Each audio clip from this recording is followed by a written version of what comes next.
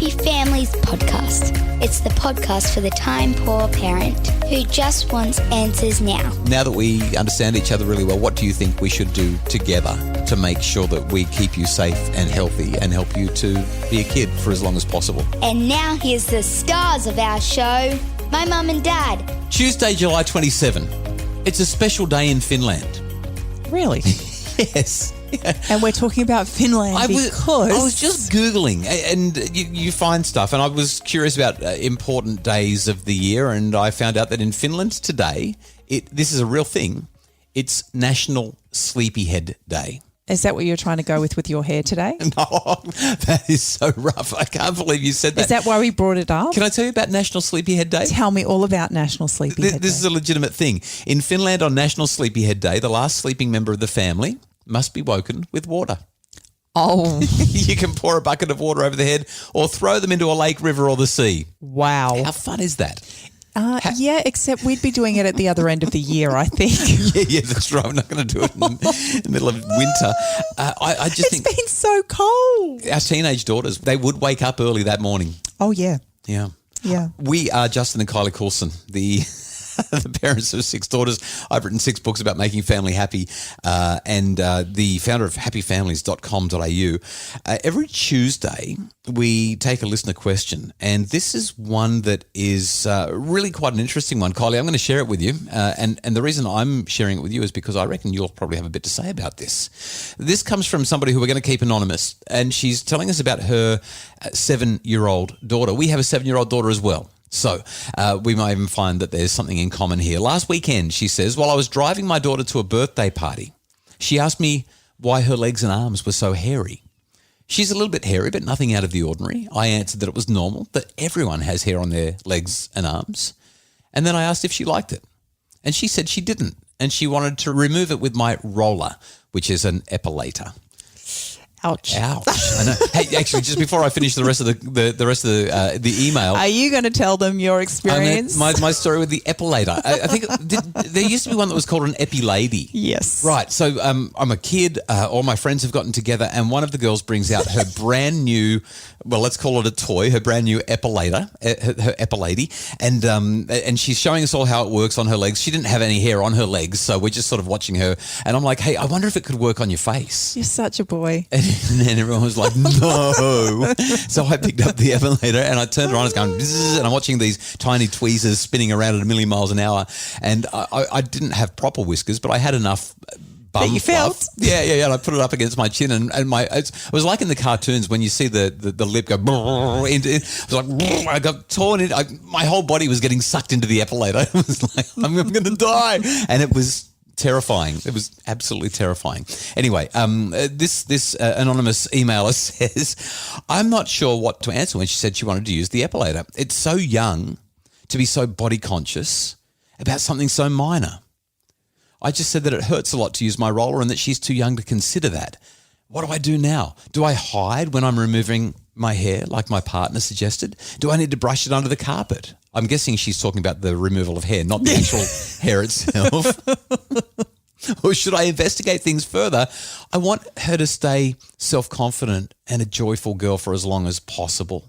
So Kylie, you've been through this as a female, and you've also been through this as a mum. We now have 6 daughters, with the youngest being this age of 7, and having that awareness that many women choose to remove hair from their legs. There's 2 thoughts going on here at the moment. I really feel for this mum, because it is something that can really just pull at the heartstrings of any mum when you're dealing with children who aren't happy with the way they look for whatever reason. Especially so young, as she said. When I was younger, I was not as lucky as this little girl. I had very, very dark hair and I had very light skin, and I hated the fact that I had hair on my skin. And by the time I was about 10, everyone else had started shaving and I wasn't allowed to. And unlike my other friends who actually just did it without asking their mum's permission, I was probably too scared to do it without my mum's permission, and so I held on. But it wasn't until I was 12, and I remember that first time shaving and filling the bath like rim with all that hair. There was so much. It was a really big deal, and it was a huge milestone for me as a then feeling like I was coming of age, I guess, and being allowed to do something that was just so growing up. Symbol of independence It really for a was. 10 or a 12-year-old girl. It was huge. But when you think about a 7-year-old, it's a totally different scenario. And I actually had a conversation with our 7-year-old recently because she said the same thing. She'd been watching the fact that I was waxing everybody and she wanted to get on the table and... So I've just got to paint the picture here, and I'm cutting you off, but for people who are not familiar with what would happen in our home, and why would you be, we've got this massage table that is now the waxing table, and on the appropriately designated night, Kylie would just say, all right, guys, it's waxing night, and literally I'll be there. Our 18-year-old will be there, our 17-year-old will be there, and the 14-year-old will be there. The 11-year-old shows up so that we can do something where she's got a funny bit of her eyebrow that she's really conscious about, and so we whip that off. So the younger kids are actually watching an entire family go through this waxing procession while we watch a movie on a given night. So that's what Emily, as our 7-year-old, is actually being exposed to. The socialisation is strong. Well, she wanted to be waxed. I was like, this is crazy. I'm not waxing my 6-year-old at the time. Right. But she was adamant she wanted to be in on the experience. So I got a little bit of hot wax and I just put it on her foot where there was no hair follicles or anything to be seen. And I thought that would be it. And I ripped it off and I was like, it's just like ripping a Band-Aid off. And she was like, oh, that felt funny. And because there was no resistance there, no pain associated there was no pain. And so she's like, no, I don't want you to do my foot. I want you to do my leg. I put on a cool wax strip on her legs. So her hair's so fine. And it just felt like ripping a Band-Aid off. It didn't really take any hair off her at all. And she was really happy because she'd been waxed just like her sisters. I did one strip. That was enough for her. She was quite happy to get down off the table after that. I'm done. But over time, she's actually had the same conversation that this mum has said. She came to me and she said, Mummy, I want to wax my legs because I've got hair on my legs and I don't like the fact that I have hair on my legs. And we had a little conversation around it. And I just basically said to her, I said, you know what? You have to wait till you're big like your big sisters. And I said, and we can have a conversation about that in a few years' time. And she went, okay. And that was it. She was really happy to know that I'd heard her, that I appreciated that that's how she felt, and that I would talk to her again when it was more appropriate. And she was okay with that. Yeah. So to our anonymous emailer, that would be my first piece of advice. Just say, when you're bigger, you can. And pretty much leave it at that. Little kids, I'd say under about the age of 8 to 9, are pretty much going to comply with that. After the break, we're going to talk about what the stats tell us around young girls and body image and what to do, how to address this if your child is absolutely persistent, or maybe if they're a little bit older and they feel like it's time even though you don't. It's the Happy Families Podcast. For a happier family, try a Happy Families membership because a happy family doesn't just happen. Details at happyfamilies.com.au. It's the Happy Families Podcast, the podcast for the time poor parent who just wants answers now. And today we are trying our best to answer an anonymous question that's come through. I remember when I was about 15, I shaved my legs for the first time. You shaved your legs? At about 15. Why am I only finding out about this now? Well, I was a competitive swimmer. Oh, here we go. No. Well, excuses. This has nothing to do. Just like I wax you now, has nothing to do with the fact that you are not a competitive rider. I'm not competitive at the moment, but I've always been a cyclist, and it's just I don't like having hair on my legs. I remember when you actually told me that you were going to shave, and you told me that you needed to because it was important. So for safety reasons, when you were riding, and it wasn't until you came out clean months later and told me it was actually because you just didn't like the hair on your legs. Yeah, so anyone who tells you that cyclists shave their legs because it makes them go faster, it's a lie. There's no evidence for that. In fact, cyclists primarily shave their legs for each other. Oh. It's vanity. It's so that they can say, hey, boys, look at my legs. That's pretty much the only reason. You look at your legs a lot. We need to talk about science, not about cycling. Okay, so here's I was intrigued by the email that came through, and the mum made this point. I'm really concerned that my little girl is this worried about how she looks already. Yeah.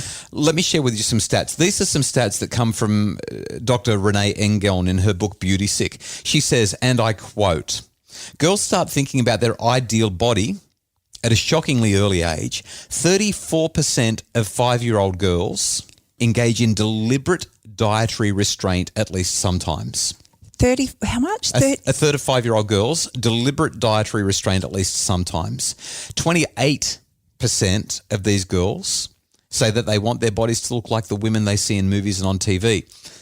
To put this into context, important developmental milestones for 5-year-olds include the successful use of a fork and spoon and the ability to count 10 or more objects. This just makes me sad. Yeah, it really is. It really is. And so when I'm thinking about this particular issue, I'm thinking, well, what about it's one thing for us to say to Emily or for this mum to say to her daughter, you know what, sweetheart, you're only 7. When you get a bit older, we'll talk about it then, and just kick it down the road. And I think that's a perfectly reasonable response for many families. But every now and again, you've got a 7 or an 8 or a 9-year-old who's at school and there's one of the cool kids in the class, maybe one of the mean girls. And I don't want to stereotype it, but there are some girls who are mean, who she's popular, she's cool, she's hot, everyone likes her, and she's only 9 years old or 8 years old, and she's already started shaving her legs, and she starts picking on somebody because she's shaving her legs and it's blonde. Let's just put it out there. Yeah, probably. And so she's picking on somebody else in the class who's got fuzzy hair on her legs or who's got dark hair on her arms and starting to make comments. Or maybe the boys are saying unkind things about it. And in this situation, what we end up with is a highly self-conscious 7-year-old or 8-year-old or 9-year-old, 10-year-old who's getting teased and is starting to refuse to participate in sport, or maybe even refusing to go to school, making sure that she's always covered up. And all of a sudden, that innocence and joy of childhood is gone. It's not there. And there are things that we can do to help our kids to get through it. And we need to, because if it gets too much, you know what's going to happen? Is that poor kid is just going to go and try and shave without any parental oversight. And that means Band-Aids. yes, it does. And razor burn. I was going to say razor burn like that. That's a horrible feeling. And when you're only a kid and you go and burn your skin with a razor like that, like just pain, horrible, horrible stuff. So I reckon there's a couple of things that we should do. And I want to go back to my favorite response to these kinds of issues, and that is that we use the 3 E's of effective discipline, that we explore, we explain, and we empower. This mum mentioned that when her daughter told her that she wanted to shave her legs, that she asked her if she liked the hair on her legs. That was the beginning of getting curious and trying to find out. So to take it the next step would be to kind of find out what it was about the hair on her legs that she didn't like. What does she think of other people who might have hairy legs or hairy arms? How does she view them? Are they beautiful? Are they ugly? What does and why? Does it have anything to do with who they are at all? Yeah. What about Dad? He's got a hairy chest. Should when we you shave look at a photograph of yourself, can you even see the hair on your arms and your legs? Yeah, great.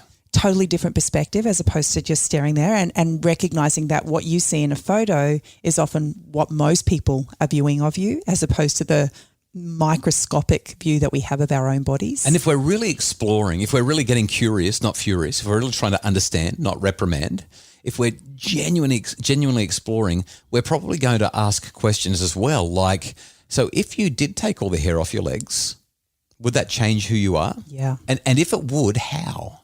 My suggestion is that we might then gently say to our child, the main way that it would change you is that it would make you more self-conscious, more aware of how you look. It would make you more nervous, more worried, more aware, and you'd probably wonder if other people were noticing it as well. In fact, it would heighten your awareness of body image and self-consciousness. So we've got to explore, then we explain. I reckon there's a couple of things that are really important to explain to a child under about the age of 11 or 12 about this stuff. Number one, this is all about cosmetics and superficiality. Yes, it probably does look nice, and that's why I do it. Well, that's why you do it. That's why so many people do it. It does look nice. But I'd be talking about rashes and cuts and prickliness and the need for maintenance. Yeah, maintenance is a huge one, and the fact that, hair follicles get thicker after shaving as opposed to the fact that these little kids, their hair's so fine and it will stay fine for a lot longer. Yeah. And we've actually, as our kids have come to us at the appropriate age and started to say that they really want to remove their hair, we've said to them, well, we wax. And so all of our kids wax, which has been mostly painful and has convinced them to stay hairy for a little bit longer, maintain their childhood. But the third step is that we empower. After we've explained what our preferences are and what we're nervous about, we empower. And the best way to empower is to say, well, now that we understand each other really well, what do you think we should do together to make sure that we keep you safe and healthy and help you to be a kid for as long as possible.